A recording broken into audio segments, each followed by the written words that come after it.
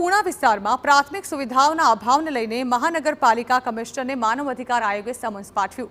સુરત મનપામાં વર્ષ 2006 થી સમાવિષ્ટ પૂણા વિસ્તારમાં વિકાસ ન પહોંચ્યો હોવાની સ્થાનિકો ફરિયાદ કરી રહ્યા છે।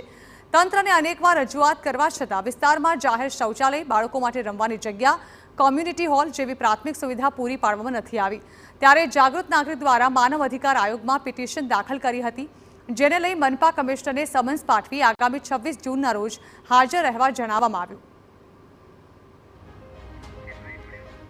2019 ફરિયાદ કરીએ છીએ, કન્ટિન્યુ ફોલોઅપ કરીએ છીએ, લેખિત અને મૌખિક રજૂઆતો કરેલી છે, તેમ છતાં કોઈ કાર્યવાહી કરવામાં ન આવતા અમે આયોગમાં આ બાબતે ફરિયાદ કરેલ હતી। તેના અનુસંધાને કમિશનરશ્રીને સંબોધીને આયોગ દ્વારા સમન્સ પાઠવવામાં આવ્યું છે।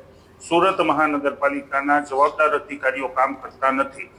આ અંગે અમે વારંવાર રોડ બનાવવાની તેમજ જે બિનકાયદેસર બાંધકામો થાય છે આ અંગે પણ અમે ફરિયાદ કરેલી છે અને આ અંગે આ સિવાય રોડ ઉપર દબાણ કરે છે એવા મકાનો હટાવવાની પણ અમે વારંવાર ફરિયાદ કરવા છતાં સુરત મહાનગરપાલિકાના અધિકારીઓ કામ કરતા નથી।